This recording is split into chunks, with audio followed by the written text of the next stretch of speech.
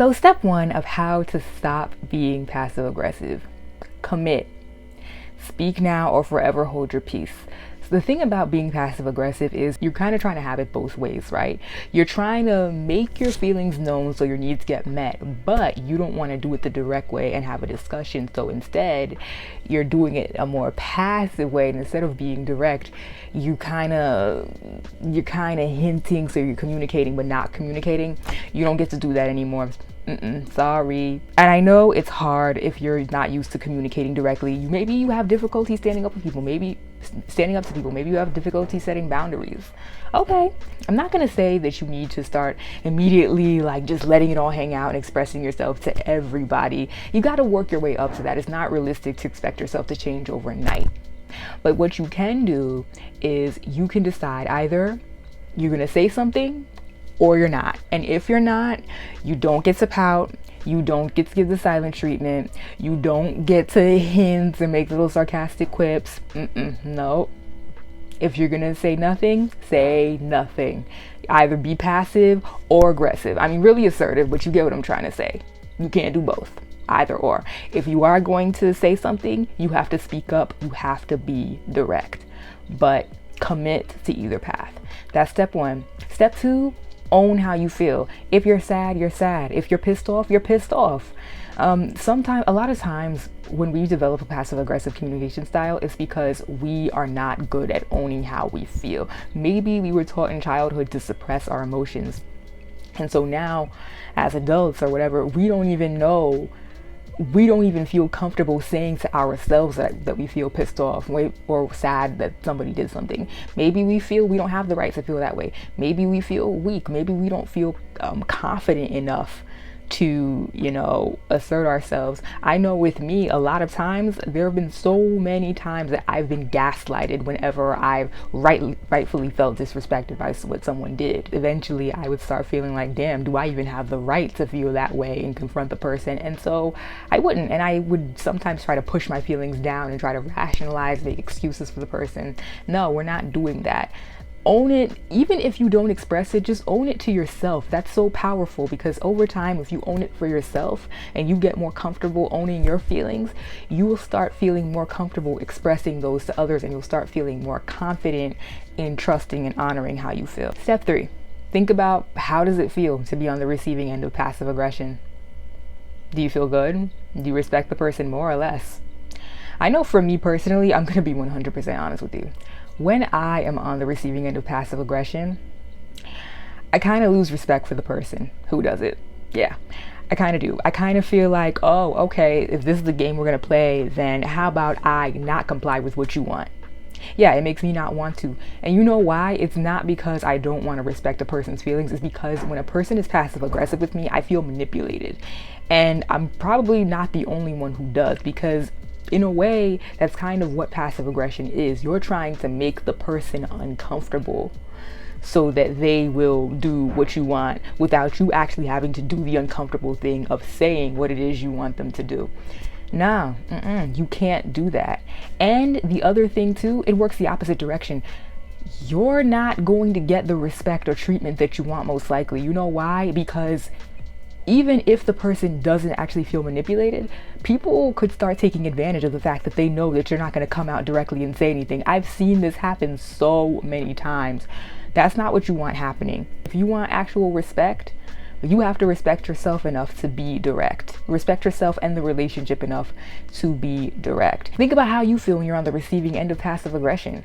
You probably see them as catty, as even manipulative, as just pouty and petty. Is that how you want people to view you? I don't think so. Step 4. If you do decide to speak up, try to speak up within 24 hours.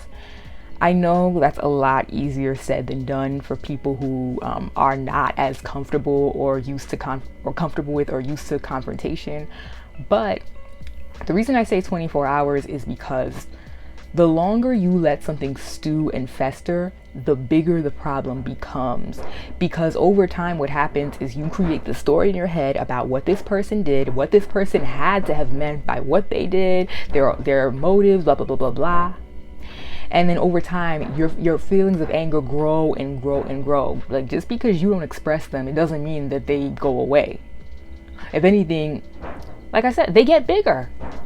And then one day you might have this blowout argument that could have been squashed months ago or even years ago, all because you let it become a festering wound.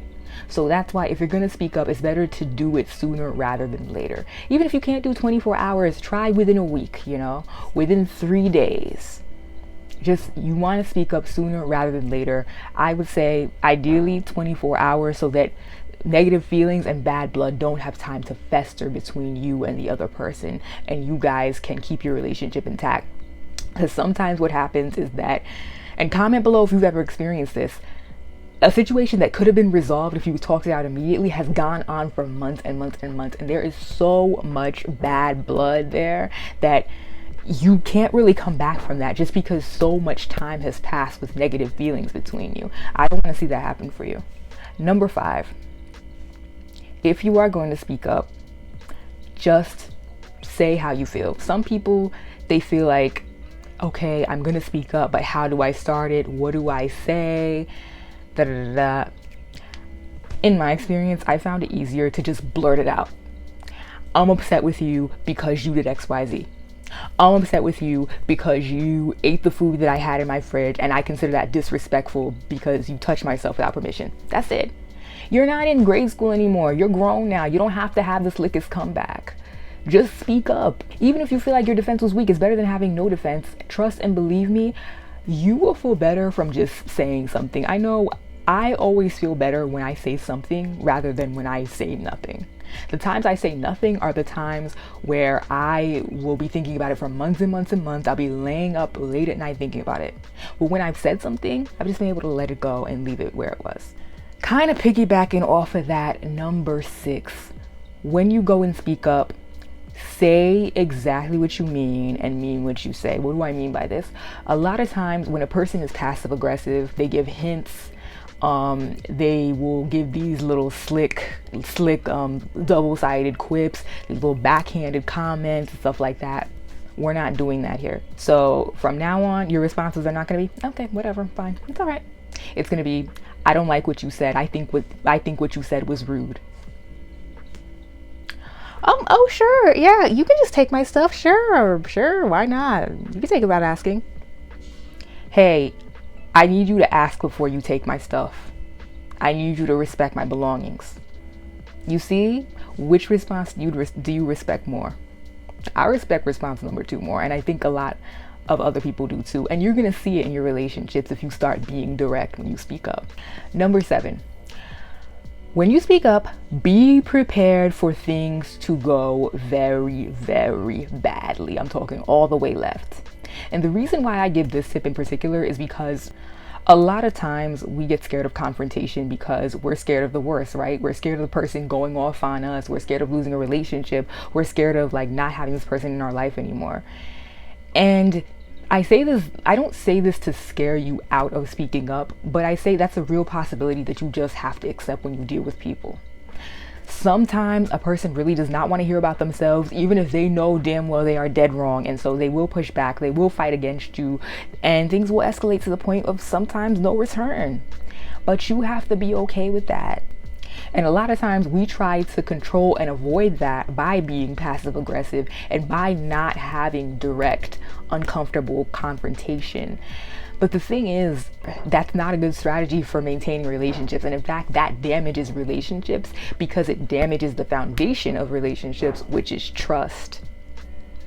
You can't have trust if you can't have honest conversations. And sometimes an honest conversation is going to get heated, and that's just the way it is. Which leads me into number 8. Do not attempt to change the outcome. Don't walk back on your word. Don't revert back to passive aggression when you see that things are not going well, because a lot of times passive aggression it's something that, and this is something I hate admitting about myself on camera, but I'm someone who I know from experience, it can be so easy to go back to being passive aggressive when you see that being direct is kind of leading things to get heated. but you cannot change other people. And you have to see confrontation in a different way. The goal is not to get the person to do what you want, and the goal is not to make the person happy with you or to prevent the person from getting mad at you. The goal is to be able to sleep at night knowing that at the end of the day, you spoke up like an adult and you said your piece directly in no uncertain words, and that's it. And you know what? No matter how mad they get, they can't take that away from you. You said what you said, and that's it. All right, so those are my 8 tips on how to stop being passive aggressive. Comment below. Have you had a time where you've had trouble with passive aggression, or maybe with a passive aggressive person? Do you have any other tips on how to stop being passive aggressive that maybe you've used in your own life? Let me and everybody know all that. Comment below, and also let me know what else you want to see next. And I will see you in my next video. Bye, guys.